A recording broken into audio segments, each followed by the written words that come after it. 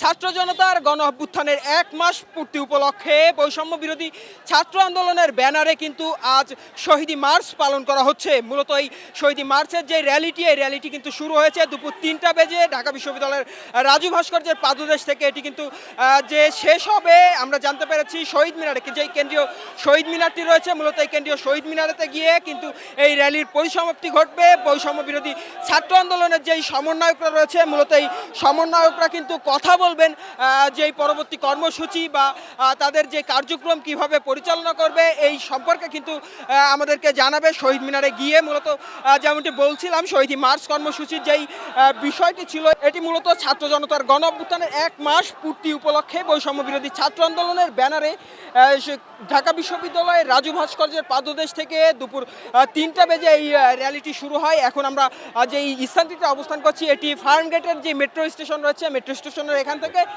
আজ সারা দেশে ইউনিয়ন থেকে মহানগর সব পর্যায়ে শহীদের স্মৃতি ধারণ করে আহত ভাই বোন যারা হাসপাতালের বিছানায় কাতরাচ্ছে, যে ভাই তাদের হাত পা চোখ হারিয়েছে, তাদের প্রতি শ্রদ্ধা জানিয়েই মূলত এই শহীদ মার্চ যে কর্মসূচি, এই কর্মসূচির আয়োজন করা হয়েছে।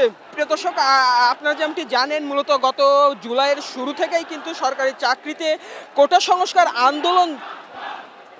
সংস্কার যে আন্দোলনটি শিক্ষার্থীরা শুরু করে, মূলত সেই আন্দোলনের এক পর্যায়ে কিন্তু এক দফা দাবিতে অটুট হয়, রাজপথ দখল করে ছাত্র জনতা। এই যেই রাজপথ দখল করে বা এই কোটা সংস্কার আন্দোলনকে ঘিরে কিন্তু সকল পর্যায়ের সাধারণ শিক্ষার্থীরা কিন্তু রাজপথে নেমে আসে। এক পর্যায়ে এক দফা দাবির যেই বিষয়টা, এক দফা দাবির যেই বিষয়টি ছিল, মূলত সরকার পতনের উদ্দেশ্যে, স্বৈরাচারী সরকার পতনের যে এক দফা দাবি, ছাত্র জনতার গণ অভ্যুত্থানে সেই এক দফা দাবি পূরণ হয়, স্বৈরাচারী সরকার পতন ঘটে।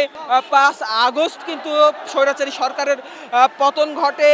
এই পতন ঘটার পরেই কিন্তু যেই অন্তর্বর্তীকালীন সরকার গঠন করা হয়, ছাত্র জনতার দাবি দাবাগুলো যেই সরকার পূরণ করবে, এই সরকারই কাম্য করছে বর্তমান দেশের জনগণ। যেমনটি বলছিলাম প্রিয় দর্শক, এই আজ বৈষম্য বিরোধী যেই ছাত্র আন্দোলনের ব্যানারে শহীদি মার্চ কর্মসূচি কিন্তু শুরু হয়েছে। এই কর্মসূচিতে কিন্তু যোগ দিয়েছে স্কুল, কলেজ, বিভিন্ন বেসরকারি বিশ্ববিদ্যালয় এবং বিশ্ববিদ্যালয়ের যেই সাধারণ শিক্ষার্থীরা রয়েছে, সেই শিক্ষার্থীরা। আমরা কিন্তু দুপুর থেকেই ঢাকা বিশ্ববিদ্যালয় প্রাঙ্গণে অবস্থান করছিলাম, দেখছিলাম যে ছোট শিশু থেকে বড়, এক কথায় বয়সের কোনো ভেদাভেদ নেই, সকল বয়সের কিন্তু সাধারণ শিক্ষার্থীরা তাদের পরিবারের বাবা মায়ের হাত ধরে কিন্তু এই শহীদি মার্চ কর্মসূচিতে অংশগ্রহণ করতে, এই শহীদি মার্চ যে র্যালিতে কিন্তু যোগদান করেছে।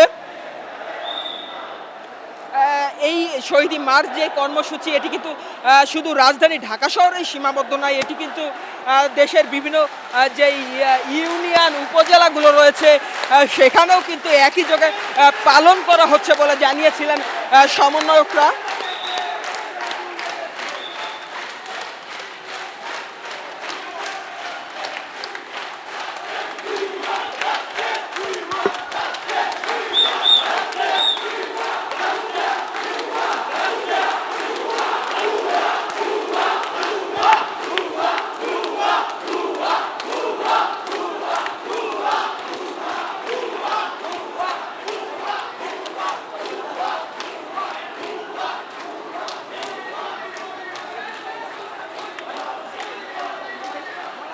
এলো মুক্ত চিন্তার স্বাধীন দৈনিক খবরের কাগজ।